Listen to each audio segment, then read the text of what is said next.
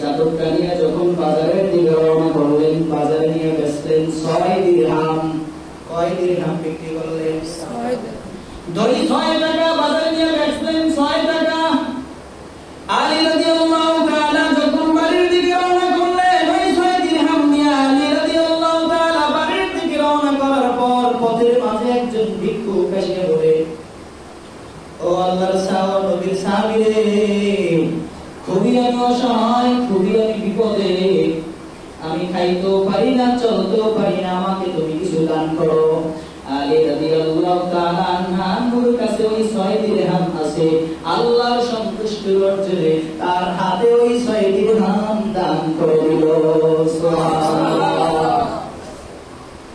বর্তমানে দেখা যায় যদি আমার ঘরের ভিতরে বিশাল আমাকে 100 টাকা নিয়ে বা কোনো কিছু নিয়ে যদি বাজারে পাঠায়, বাজারে পাঠানোর পর আমি ওই 100 টাকা আমার কাছে যদি কোনো গরিব মিসকিন এসে যদি চাই, ভাই আমাকে কিছু দেন, আমি যদি ওই 100 টাকা যদি তাকে দিয়ে দেই আর যদি ঘরের ভিতরে খালি হাতে ফিরি, অবস্থা কাহিনী হয়ে যাবে বর্তমান সমাজে। ঠিক না? ঠিক। আলী রাদিয়াল্লাহু তাআলা আল্লাহর সন্তুষ্টির জন্য 6 দিরহাম দান করে দিলেন। 6 দিরহাম দান করে দেওয়ার পর যখন পথিক বাড়ির দিকে রওনা করলেন, আল্লাহ তাআলা কয়, আলী রাদিয়াল্লাহু তাআলা আমাকে সন্তুষ্ট করার জন্য 6 দিরহাম দিয়েছে। আলীকে তো খালি হাতে বাড়ি যেতে দেওয়া যাবে না, ওকে তো কিছু দিয়ে আমার বাড়ি যেতে হবে। সুবহানাল্লাহ।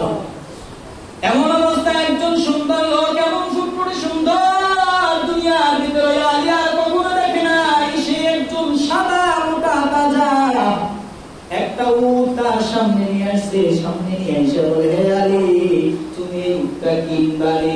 আলী রাদিয়াল্লাহু তাআলা বললেন, না না ভাই, আমি যে উটটা কিনবো আমার কাছে তো কোনো দিরহাম নাই। ওই লোক বলতেছেন, তোমাকে আমাকে নগদ টাকা দিতে হবে না, নগদ দিরহাম দিতে হবে না, তুমি আমার কাছ থেকে বাকি দিরহাম নিয়ে যাও। তখন বললেন, কত দিরহাম দিব বাকিতে? আলী রাদিয়াল্লাহু তাআলাকে যখন এই প্রশ্ন করলেন, বললেন, ভাই আপনি বললেন কত দিরহাম আপনাকে দিতে হবে? তখন বললেন, তুমি আমাকে 100 দিরহাম দিও। কত দিরহাম? 100 দিরহাম। আলী রাদিয়াল্লাহু তাআলা বাকিতে উট কিনে নিয়ে বাজারের দিকে রওনা করলেন। বাজারে যাইতে না যাইতে কিছুক্ষণ আগে আরেকজন ফুটফুটে সুন্দর লোক আলী রাদিয়াল্লাহু তাআলার সামনে দাঁড়ালো। দাঁড়ায় বলতেছেন, হে, তুমি এই উটটা বিক্রি করবানি? বললেন, হ্যাঁ আমি বিক্রি করব। কই নিয়ে যাও? বাজারে নিয়ে যাবো। আর বাজারে যাওয়ার দরকার নাই, তোমার উটটা তো সুন্দর চিনায়, মোটা তাজা ভালোই চিনায়, তোমার এই উটটা আমার খুবই পছন্দ হয়েছে। তুমি এখন বলো এই উটটার দাম তুমি কত দিরহাম চাও? আলী রাদিয়াল্লাহু তাআলা বললেন, ভাই এই উটটার দিরহাম আমি চাবো না, আপনি বলেন আমাকে কত দিরহাম দিবেন? ওই লোকটা বলতেছেন, হ্যাঁ রে, তুমি যে উটটা বিক্রি করবা, তোমার এই উটটা আমি তোমার কাছ থেকে 160 দিরহামে ক্রয় করব। তো হিসাব তো পেয়ে গেছেন, দান করছে 6 দিরহাম, পাইছে 160 দিরহাম। আলী রাদিয়াল্লাহু তাআলা 160 দিরহাম পাইয়া ওই লোকটাকে খুঁজতেছি, যার কাছ থেকে যে 100 দিরহাম বাকি দেও কিনছে। খুঁজতে খুঁজতে যখন পেয়ে গেল, তাকে 100 দিরহাম দিয়ে দিল।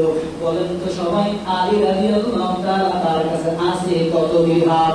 60 দিরহাম। মাশাআল্লাহ, বোঝা যায় সবাই মনোযোগ দিয়ে শুনতেছে। আল্লাহু আকবার বলেন সবাই। আলী রাদিয়াল্লাহু তাআলার কাছে 60 দিরহাম আছে। আলী রাদিয়াল্লাহু তাআলা 60 দিরহাম বাড়ির জন্য নিয়ে যাইতেছে, কিছু বাজার করতে নিয়ে যাইতেছে। যাওয়ার পর যখন ফাতেমার সামনে নিলেন, ফাতেমা তো চোখ দিয়েছে, আমি তো তোমাকে এত টাকা দিই, এত খাবার কই থেকে আনছো, এত দিরহাম কই থেকে আনছো? আর বর্তমান সমাজে আমাদের মা বোনরা যারা আছে, যদি স্বামীরে 200 বা 500 টাকা দিয়ে বাজারে পাঠায়, বাজারে পাঠানোর পর যদি ওই স্বামী 5000 টাকা যদি বাজারে নিয়ে আসে, আগে তো স্ত্রী খুশি হয়ে যায়, কথা কয় না? আর ওই যে ফাতেমা রাদিয়াল্লাহু তাআলা একটু রাগান্বিত হয়েছে, তোমাকে তো আমি এত দিরহাম দিলাম না, বাচ্চা লোকটার দাম তো এত দিরহাম হবে না, তুমি এত বাজার এত দিরহাম কই থেকে আনলা?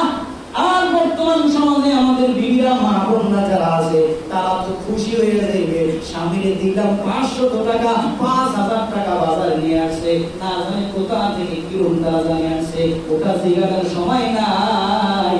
5000 টাকার বাজার পাইয়া সে খুবই বড় খুশি। ঠিক না?